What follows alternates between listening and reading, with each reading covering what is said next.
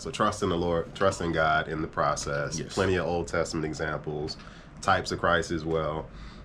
Paul obviously is a good example in the New Testament. So actually it's probably a good segue into another acronym. So CALM is another one that it's a little bit of a story behind this one. And I've talked about this book before, but I used to battle with anxiety. So I say used to now. Yeah, that's right, man. I don't. We ain't dealing with that no more. Yeah, I'm not dealing with that anymore. So, I was driving to Beaufort, and speaking of Randy, I was going to his uncle's funeral. His uncle was an incredible man, man of God, huge service. And at that time, I was in a job situation. Wife was dealing with a lot, just medical, work-related, financial struggles in the house. So just dealing with a lot. So just, being in this relationship with God doesn't mean you don't have problems. I mean, yes. It's not an easy walk. So it gives you a lot of opportunity really to practice your trust and your faith. So I went to the service, really stressed out, man. But I was like, I know I got to go down there and I got to support Randy. So on the way back, I had some hours in the car.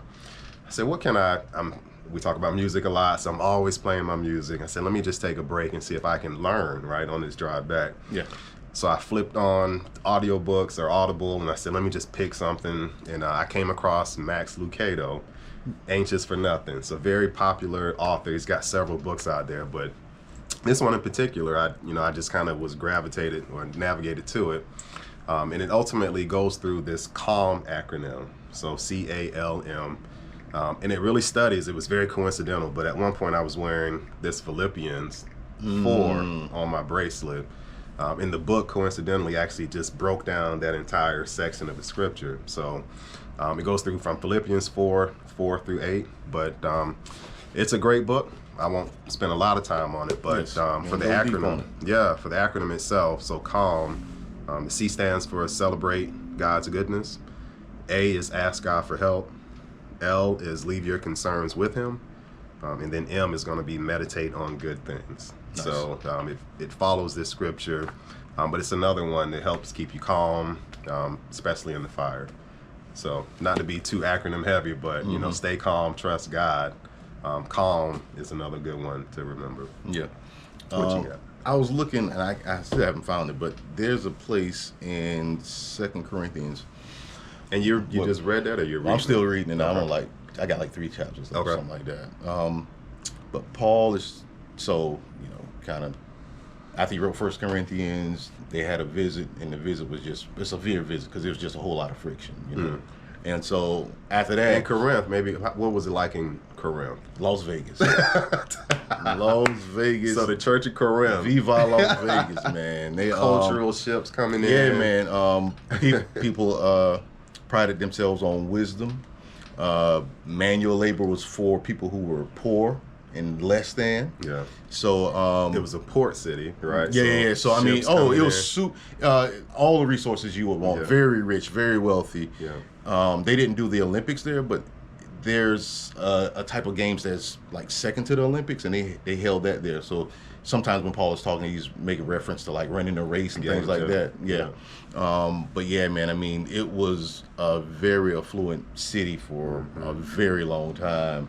So imagine planning a church. That kind of. A lowly, humble person planning that church. Yeah. And because you're so humble, those people look down on you. Like, I mean, so even in one of the letters, he is saying that there's a group of the Corinthian believers who, they thought Paul was two-faced and worldly because, in these letters he was very stern, but in person he was unassuming and humble. Yeah. You know what I mean? So it's like, well, which one is it? He's unimpressive. Yeah. So yeah, man, it was. But he would light you up. Yeah. In some of them letters, though. Yes. And in one of the letters, he goes through all the different things that he was going through because he's almost talking about being a father in Christ to them, like because he planted the church and whatnot. And so he was going through like the afflictions, the pressures, and basically being hunted down, and then within himself, sometimes having self-doubt and things like that, and worry, being stoned, all his different journeys. Pelted. You know, if he got bit by a poisonous snake, and people just expecting him to fall over. And he it's not funny, but and it is. It's wild. Yeah. And he refused. On top of all that, like he refused the money that they would give him for being a minister. Wow. Because because he brought the word to them. Like it really was their duty to support him, but he continued to make tents and work for himself and whatnot. So he was like, man, I'm not going to do anything that's going to taint the word, you know, taint the gospel or whatever. He's like, so I'll stand on my own and I'll do this. So these people with all his money look down on him because he's doing manual labor to support himself. Yeah. So yeah, man, it was a whole lot, man. Church in Corinth. Mm-hmm. Two books, really 1 Corinthians, 2 Corinthians. It's really interesting, man. Yeah. And I took a class. We had it's actually Black Church Studies, but we studied the book of Corinthians, 1 Corinthians. And so we got into the leadership and the division, and one plants, the other waters, God gives the increase. Right. Yeah, that was dealing with the division. The division, yeah. Yep, What is Paul but a servant? That's in there too. So, yeah. So Paul definitely a character example of just the gentleness and kindness, goodness. As you were saying, he was a humble person. But he also said to rejoice in the Lord, and that's that Philippians 4. He said, I will say it again, rejoice. So we're still able to find joy. And even Philippians was a prison letter. So I don't know if he was in prison or if he was on like house arrest, but there was four or five of his letters that were written during the prison times. So even in the midst of that, he's still writing about rejoicing in the Lord always. So definitely a good character example. Yeah, that's right, man. Yeah, that's right. So, like, what do those softer fruit look like in day to day? When you're talking about joy, gentleness, kindness, goodness, because, okay, just Joey thinking, goodness, treating people well. Yeah. You know what I mean? I think kindness and goodness is just, you know, treating people well, treating people who you have nothing to gain from, treating them well. Yeah. You know, like not looking down at the janitor at the building just because he can't do nothing for you. Yeah. You know what I mean? Gentleness.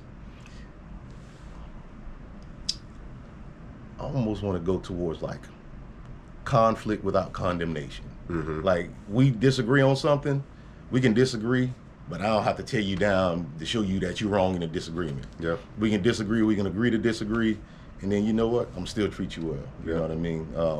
It don't have to turn into a full-on battle. Yeah. Yeah. I think gentleness for me, I had a great example earlier today, as a matter of fact. I was driving in one car. My oldest, she just turned 18. She was in the car in front of me, and I told her, don't make this left turn because it's a tough left turn and a lot of traffic coming. She ended up making a left turn. She forgot I told her, you know. So I'm sitting there, and she almost got into an accident. So she like had to slip through two cars, and I was like, I'm in the car like a few cars back at this point. And so we finally get home, and I'm, you know, but I had an opportunity to practice gentleness. Yes. Were you scared? Are you okay? That's the first thing. And then second, let's talk about what happened. Do you remember I told you not to take that left turn? Yeah. You got to go past and you got to turn. But it was a great example of me being able to restrain, gentleness. And but I asked her, are you okay? Did it scare you? And she said, no, she was good. So yeah, our fatherhood gives you a lot of opportunity to be gentle. Yeah. Man, it seems like it's always at a point of contention, though. Yeah. Like, you know, I guess when everything is smooth, there's no point. You can't really tell it's gentleness. Yeah. When everything is smooth. Yeah. But as soon as something rears its ugly head, like, hold on, let's address the elephant in the room. Like, hold on, this ain't right. You know, like you said, checking on them.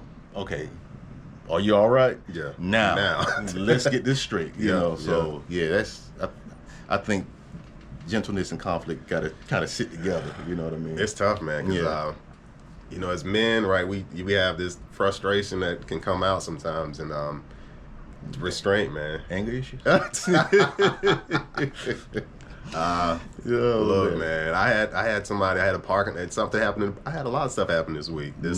In the parking deck, somebody was following me around, man, and I had to say something to him, and I was probably a little past gentle on this one. But was it an older guy? Or? He's probably my age. Oh, okay. You know, long story short, I'm sure he profiled me. He thought I was reaching in somebody else's car. It was my car, right? I just got out the car, and I guess he felt like he wanted to make a citizen's arrest or whatever. And I'm like, yeah, you play around.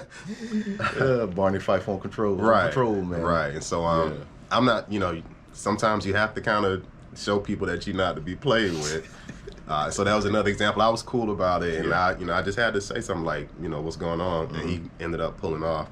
But I did not have to be that gentle. No, so it's like you have to choose your reaction. Yeah. So the lion and the lamb, man. Yeah, man. Look one. And I texted my wife. I'm like, and she said, "Not against flesh and blood. Not against flesh and blood." And so she calmed me down on that one. Gentleness, definitely not an easy one, but there's a lot of opportunity. And joy, that's something you can only get from God. Man, that's right. That's like that thing on the inside.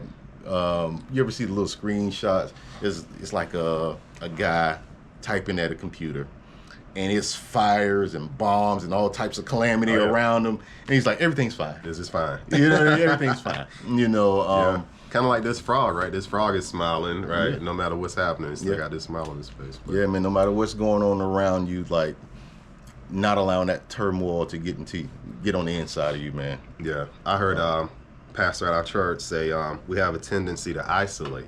So, me and God, right? I'm in the garage, it's me and God, and but it says more so about spiritual insulation, so that you can withstand all the stuff that's happening outside in the world. So that spiritual insulation is an inside thing, like you said, from a joy perspective. That's right, because insulation protects. Yeah, that's why you insulate a house. Yeah. So when it's 115 degrees outside, it's still 70 degrees on the inside. Yeah. So yeah, sure enough. So instead of spiritual isolation, which I had a tendency to do, man, I'd be out here hours at a time. But now it's like you got to take this out into the world and be insulated from the inside. I mean, there's definitely a place for it. Yeah. There's a place for isolation. I mean, Jesus, man. Yeah, Jesus. Early in the morning by himself all the time. Like, hey, man, like, look here, I'll meet y'all on the other side, man. I got to get over here for a little bit. Yeah. It's hilarious how like people would be hunting him down. Mm-hmm. Like they go to the disciples looking for Jesus or whatever, and then when he shows up at a place, dude, it's like Michael Jackson. Yeah. Hey, Mike's here. Yeah, man. Me and a guy from basketball was talking about how popular Michael Jackson is. It was like, man, he might be the most famous person in previous history. We got cameras and all of that. So there's a scene from the movie where he's in front of CBS, like the huge TV tower or whatever, and it's just a sea of people in cars, right?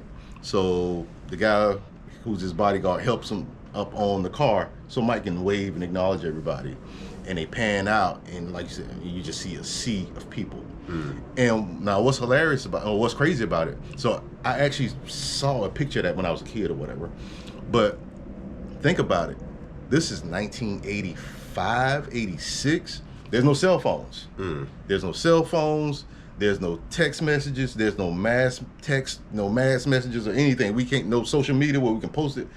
Everything was, hey man, Mike's here, I seen Mike. Phone call, I seen Mike. And I'm talking about this is the phone hanging up on the wall. You got to run to the phone. Hey, Mike's here. And next thing you know, like, because think about it, anytime there was a Michael Jackson sighting on the news, there was thousands of people there. Yeah. How did them thousands? Somebody got a phone call. Yeah. You know what I mean? So, yeah, it's just wild, like how, gosh, man, how that many people could get on the same page for somebody. Yeah. Because, I mean, you had grown men fainting. Crying and fainting and passing out. And they had to body surf them to security. Grown men. Yeah, man. Mark, the book of Mark, man, is moving, flowing, and there's crowds of people, and Jesus is this star, and so it's a lot of people. And they definitely didn't have cell phones back then. So. Dude, like people, this how you know. Because, we talking about people of color in the Bible. We talking about people of color. Yeah, for sure. They sat and listened to him to the point to where it was past time to eat. Yeah. You try that now. You try to preach a sermon past 2:00. people gonna be walking out. Yeah, You gonna lose half your And they won't come congregation. back. Yeah, And they won't come back. yeah, because that's why he fed. I think that's the first time he fed the multitude or whatever. He's like, dude, he's like, they're gonna pass out by the time they get where you can get some food. Yeah, and he said, "You give them something to eat." Yeah, that's right. That's right. Yeah, all these people are hungry. Mm-hmm. And, Yeah, so they so intrigued with the word and so hungry for it, man. It's amazing, man. And we're in New Testament. Yeah, New Testament, man. I mean, it's all great, but man, when you start seeing those dots getting connected and whatnot, man, it's enlightening. Yeah, for sure. It is.